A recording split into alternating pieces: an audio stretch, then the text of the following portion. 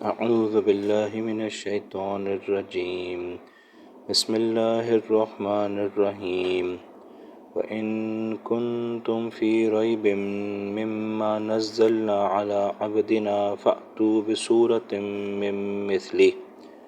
وَادْعُوا شُهَدَاءَكُم مِّن دُونِ اللَّهِ إِن كُنتم صَادِقِينَ فَإِن لَّمْ تَفْعَلُوا وَلَن تَفْعَلُوا فَاتَّقُوا النَّارَ الَّتِي وَقُودُهَا النَّاسُ وَالْحِجَارَةُ أُعِدَّتْ لِلْكَافِرِينَ۔ سورۃ البقرہ آیات 23 اور 24 ترجمہ ہے: اور اگر تم شک میں ہو اس کلام سے جو اتارا ہم نے اپنے بندے پر یعنی محمد صلی اللہ علیہ وسلم پر، تو لے آؤ ایک صورت اس جیسی اور بلاؤ اس کو جو تمہارا مددگار ہو اللہ کے سوا، اگر تم سچے ہو۔ پھر اگر ایسا نہ کر سکو اور ہرگز نہ کر سکو گے تو پھر بچو اس آگ سے جس کا ایندھن آدمی اور پتھر ہیں، تیار کی ہوئی ہے کافروں کے واسطے۔ سورۃ البقرہ کی آیات 21 اور 22 میں تینوں گروہ یعنی متقین، کفار اور منافقین کو خطاب کر کے اللہ تعالیٰ شانہ کی وحدانیت کی کچھ علامات اللہ تعالیٰ نے بیان فرمائی تھیں، اور تینوں کو ترغیب یہ تھی کہ اللہ کی طرف اپنے رجوع کو بڑھا لیں،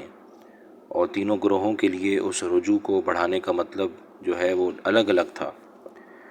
یہاں پر آیات 23 اور 24 میں جو ہے رسالت کا ثبوت ہے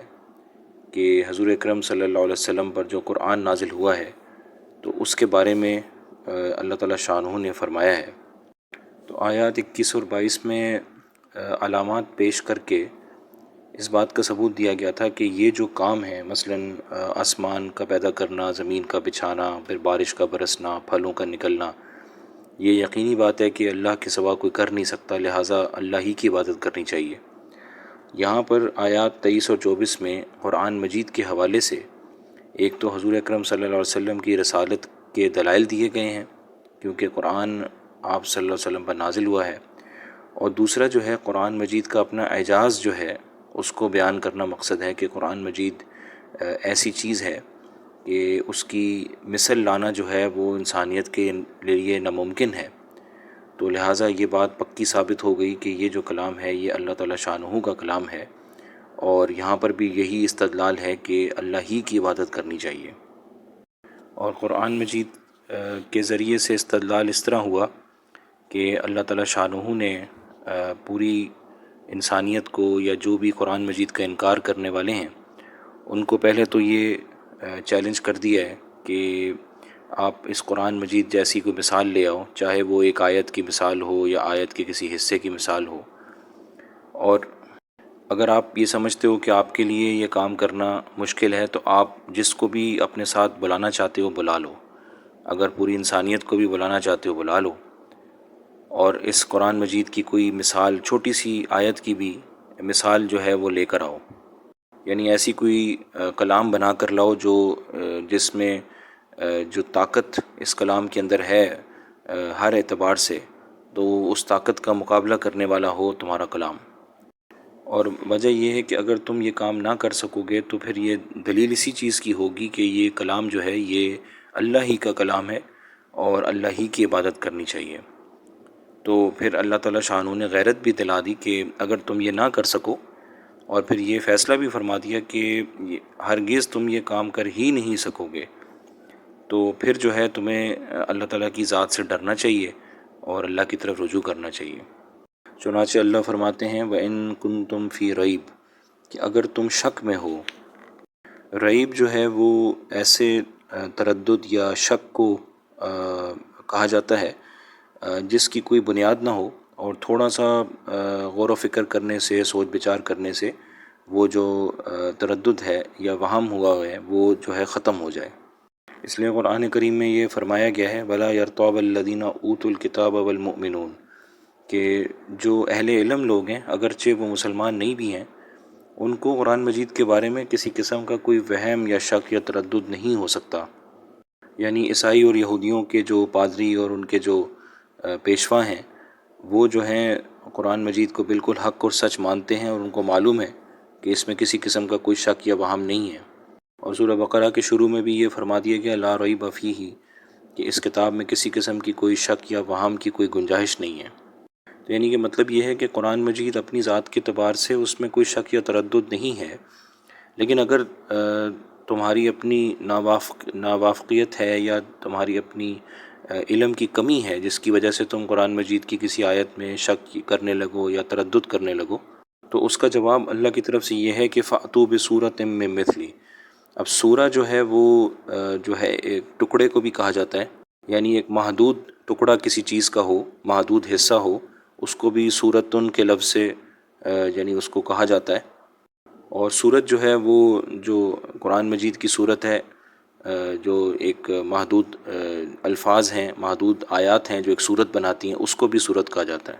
تو یہاں دونوں معنی مراد ہو سکتے ہیں کہ کوئی سورت بنا کر لے آؤ، قرآن مجید کی کسی سورت کے عوض میں ایک سورت بنا کر لے آؤ اس جیسی، یا پھر قرآن مجید کی ایک آیت کا کوئی ٹکڑا ہو، چھوٹا سا حصہ ہو، وہی اس طرح کا بنا کر لے آؤ۔ تو اگر تم یہ اس کے ہم مثل کلام لانے میں کامیاب ہو گئے تو اس کا مطلب یہ ہے کہ بھئی یہ کلام جو ہے یہ حضور اکرم صلی اللہ علیہ وسلم کا اپنا کلام ہے، یا انہوں نے کسی کے مشورے سے یہ کلام بنایا ہے، تو انسانیت کا کلام ہے، تو پھر تمہاری بات ثابت ہو جائے گی اور اللہ تعالیٰ کی عبادت کرنے کی اور اس کو رب ماننے کی ضرورت نہیں ہے۔ اور اگر تم یہ سمجھتے ہو کہ تم جو ہو اکیلے یہ کام نہیں کر سکتے، تو اللہ نے فرما دیا وَدْعُوا شُهَدَاءَكُم مِّن دُونِ اللَّهِ، کہ اللہ کے سوا تمہارے جتنے بھی یعنی حاضرین ہیں، شہداء کا مطلب حاضرین ہے، یعنی جن کو تم حاضر کر سکتے ہو، پوری انسانیت میں سے جس جس کو تم حاضر کر سکتے ہو تم اس کو بھی لے آؤ، اور پھر تم لوگ سب مل کے جو ہے یا تو ایک صورت بنا لو یا کسی آیت کا ٹکڑا بنانے کی کوشش کرو۔ تو فرمایا ان کنتم صادقین، کہ اگر تم اپنے قول میں سچے ہو کہ اللہ رب نہیں ہے، تو پھر تم بھی آ جاؤ اور جس کو بھی تم لے کر آ سکتے ہو اس کو بھی لے آؤ۔ تو اگلی آیت میں اللہ فرماتے ہیں فَإِن لَمْ تَفْعَلُوا، کہ اگر تم یہ کام نہیں کر سکے، اور بلکہ مزید وضاحت سے فرما دیا وَلَن تَفْعَلُوا، کہ تم ہرگز یہ کر ہی نہیں سکو گے، یعنی مستقبل کا بھی اللہ تعالیٰ شانوں نے بتا دیا ہے کہ مستقبل میں بھی نفی ہو گئی اور تاکید کے ساتھ نفی ہو گئی کہ تم ہرگز کر ہی نہیں پاؤ گے، چاہے تم جو ہو پوری کائنات کو جمع کر لو لیکن یہ کام تم سے ہونے کا نہیں ہے۔ تو یہ جو اللہ تعالیٰ نے یہ بات فرما دی وَلَن تَفْعَلُوا، کہ تم یہ ہرگز نہیں کر پاؤ گے، تو یہ آج کے زمانے میں بھی جو کفار قومیں ہیں تو ان کو بھی اس آیت میں ان کے لیے بھی پیغام ہے کہ وہ چونکہ قرآن مجید کو یعنی اس پر عمل کرنے کے لیے تیار نہیں ہیں، اسلام قبول کرنے کے لیے تیار نہیں ہیں، تو اللہ تعالیٰ کی طرف سے یہ ان کو ایک چیلنج دیا جا رہا ہے کہ آپ جو ہیں وہ اگر آپ تیار نہیں ہیں تو آپ اس قرآن کی کوئی مثال لے کر آ جائیں، اور اگر آپ یہ کام نہیں کر سکیں گے تو پھر اس کا تو مطلب یہ ہے کہ یہ کلام واقعی اللہ کا کلام ہے اور اللہ تعالیٰ رب ہے، اور اس کلام کے مطابق ہی ہمیں زندگی گزارنی چاہیے، یعنی محمد صلی اللہ علیہ وسلم کے طریقے پر زندگی گزارنی چاہیے۔ تو اس بات سے یہ چیز ثابت ہو گئی کہ قرآن مجید جو ہے وہ اللہ تعالیٰ کا ایک معجزہ ہے۔ پہلے انبیاء علیہ السلام جو تھے ان کو جو معجزات دیے جاتے تھے وہ ان کے اپنے زمانے تک ہوتے تھے۔ قرآن مجید ایک ایسا معجزہ ہے جو حضور اکرم صلی اللہ علیہ وسلم کے زمانے کے بعد بھی زندہ ہے اور قیامت تک زندہ رہے گا، اور یہ کھلا معجزہ ہے کہ اللہ تعالیٰ شانہ ہمارے رب ہیں اور انہی کی بات مان کے زندگی گزارنی چاہیے۔ اللہ فرما رہے ہیں کہ فَاتَّقُوا النَّارَ، کہ اب اگر تم یہ نہیں کر پاؤ گے، لازمی بات ہے، تو تم اب آگ سے ڈر جاؤ۔ یعنی یہ کفار کو پیغام ہے کہ تم لوگ عناد میں، ضد میں اسلام قبول کرنے کو تیار نہیں ہیں، اور مسلمانوں کے لیے بھی یہ پیغام ہے کہ تم لوگ اپنے ایمان کو بڑھانے کے لیے تیار نہیں ہو، آگے اللہ تعالیٰ کی مزید اطاعت کرنے کے لیے تیار نہیں ہو، غفلت میں پڑ گئے ہو یا گناہوں میں پڑ گئے ہو، تو پیغام یہی ہے کہ فَاتَّقُوا النَّارَ، کہ آگ سے ڈر جاؤ۔ اب اس کے اندر بڑی حکمت ہے، کیونکہ انسان کو بعض اوقات جو ہے ڈرانے کی ضرورت ہوتی ہے اس کے انجام سے، کہ اگر بھئی یہ کام نہیں کرو گے تو یہ فلاں کام ہو جائے گا۔ مثلا دفتر میں اگر تم نے اس طرح سے یہ کام نہیں کیا جس طرح سے کام کرنے کا حق ہے، بھئی آپ کو پھر نوٹس جاری کر دیا جائے گا، آپ کو وارننگ دے دی جائے گی، اور اگر پھر بھی ٹھیک نہ ہوئے تو بھئی آپ کو جو ہے نکال دیا جائے گا نوکری سے۔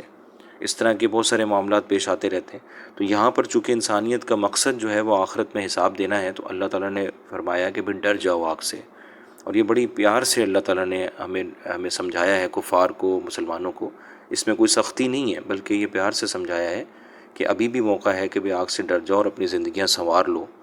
اور یہ وہ آگ ہے کہ وقودھا الناس والحجارہ، کہ اس کا جو ایندھن ہے وہ آدمی ہے اور پتھر ہیں۔